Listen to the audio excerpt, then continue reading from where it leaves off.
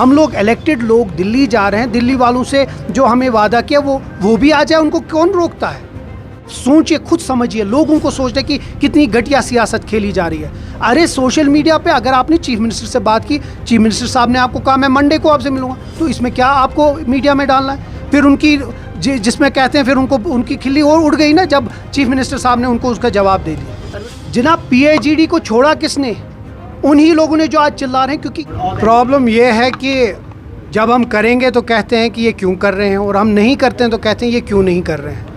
एक elected legislators decide करती है कि दिल्ली जाके जो वादा हमसे सुप्रीम कोर्ट ने, जो वादा हमसे इस मुल्क के वज़ीर आज़म ने, जो वादा हमसे इस मुल्क के गृह मंत्री ने किया है, उनको वो याद दिलाने के लिए हम पहले दिन वहाँ दिल्ली में जाकर उनको वो याद दिलाए। तो इससे अच्छी बात नहीं है तो फिर क्या है? इसमें किसको अपोजिशन हो सकती है? मैं मुबारकबाद देना चाहता हूँ मुफ्ती नसीरुल इस्लाम साहब को, जो ये समझे कि ये लोगों की चाहत है कि जम्मू कश्मीर के जो इलेक्टेड लोग हैं वो चले जाएं दिल्ली और दिल्ली वालों से बात करें हमारे यहाँ की जो स्टेटहुड है उसके लिए। बट अफसोस जो हमारी अपोजिशन है वो आज भी उसी दुनिया में है। उनका सिर्फ ये है कि वो किसी तरीके से अखबार में आ जाए और किसी तरीके से कोई ब्राउनी पॉइंट्स लाए। ये एक लोगों का एक जामिया प्रोग्राम है। हम लोग इलेक्टेड लोग दिल्ली जा रहे हैं, दिल्ली वालों से जो हमें वादा किया वो भी आ जाए, उनको कौन रोकता है? उनको किसी ने रोका है? हम लोगों ने फैसला किया है। अगर आप वो चाहते हैं कि उनके घर इनविटेशन मिठाई डब्बे लेकर आ जाए तो वो भी देख लेंगे आगे लीडरशिप कैसे उस पर फैसला करेगी। लेकिन अफसोस मुझे ये होता है कि कितने नेगेटिव हैं ये जो हमारे बाकी पॉलिटिकल पार्टीज़ हैं, कि हर एक पॉजिटिव स्टेप को भी ये नेगेटिव बनाना चाहते हैं, क्योंकि इनके हाथ से, इनको लगता है कि इनके हाथ से अब ये सियासत निकल गई, अब ये क्या करेंगे।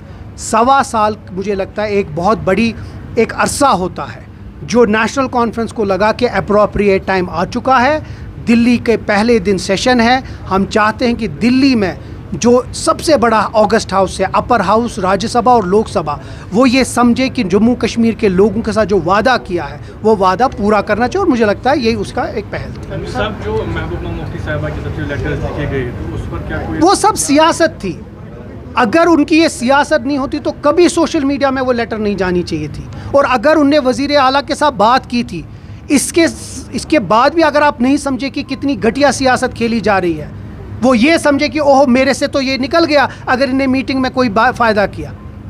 आप सोचिए, खुद समझिए, लोगों को सोचते कि कितनी घटिया सियासत खेली जा रही है। अरे सोशल मीडिया पे अगर आपने चीफ मिनिस्टर से बात की, चीफ मिनिस्टर साहब ने आपको कहा मैं मंडे को आपसे मिलूंगा, तो इसमें क्या आपको मीडिया में डालना है? फिर उनकी जिसमें कहते हैं फिर उनकी खिल्ली और उड़ गई ना जब चीफ मिनिस्टर साहब ने उनको उसका जवाब दे दिया। तनवीर साहब, कांग्रेस की तरफ से जो रद्द-ए-अमल आया है कि स्टेटहुड को लेके जो कैंपेन उन्होंने शुरू की, तो एक तो ये नेशनल कॉन्फ्रेंस का ये इकदाम उस कैंपेन को एंडोर्स करता है, दूसरा ये कि उनको बुलाया नहीं गया है। देखिए, कांग्रेस के साथ बात के बाद ही ये हुआ है।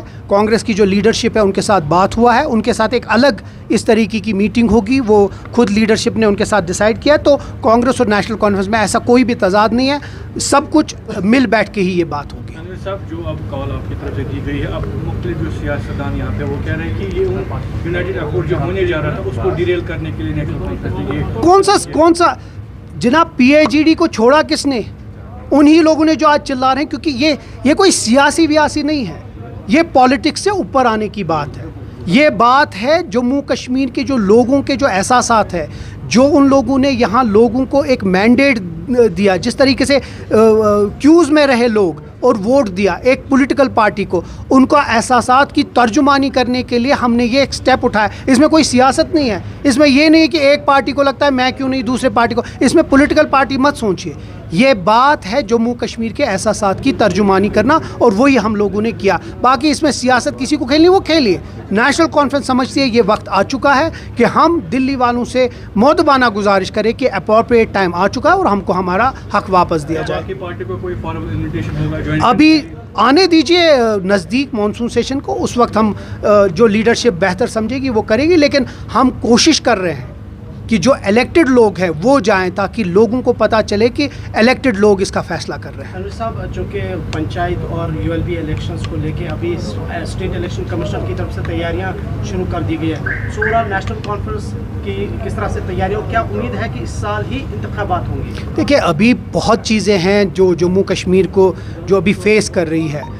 अब किस तरीके से गवर्नमेंट उसको देखेगी वो तब की बात है। अभी तो मुझे लगता है उसमें वो जो इलेक्टोरल लिस्ट उसी को चेक वेक कर रहे हैं। जब वो वैसा वक्त आएगा तब हम फैसला करेंगे इसके ऊपर। राहुल गांधी के स्टेटमेंट को आप कैसे देखते हैं? उसमें बताया उन्होंने कि 1 साल के अंदर अंदर ये गवर्नमेंट जो है गिर जाएगी सेंटर में। दूसरा उन्होंने कहा कि इमरजेंसी सिचुएशन जो है वो बनने जा रही है, उस पर आप क्या कहेंगे? मैंने एक तो ये स्टेटमेंट देखा नहीं, और दूसरा मुझे नहीं लगता उसके बारे में कोई बात करनी चाहिए। मैं अभी जम्मू कश्मीर के मुसीबतें इतनी हैं कि मैं जम्मू कश्मीर के ही तक रहूँगा, और मैं ये समझता हूँ कि जम्मू कश्मीर के जो मसाइल हैं उसका हल जो है वो स्टेटहुड में है, और मुझे लगता है स्टेटहुड अब यहाँ पर बीजेपी एमएलए जो है सलातिया, उन्होंने कहा है कि मॉरल ग्राउंड्स पर यहाँ पर डिप्टी सीएम को रिजाइन करना चाहिए due to malpractices and जो माइनिंग में अभी करप्शन हो रहा है, उसके चलते उनको या तो शट आउट करना चाहिए कैबिनेट से या उनको इस्तीफा देना चाहिए। और वही मेंबर फिर उसके बाद डीसीएम साहब के पास जाकर कहते हैं हमारे काम कर दो। ये सियासत चल रही है, और मुझे लगता है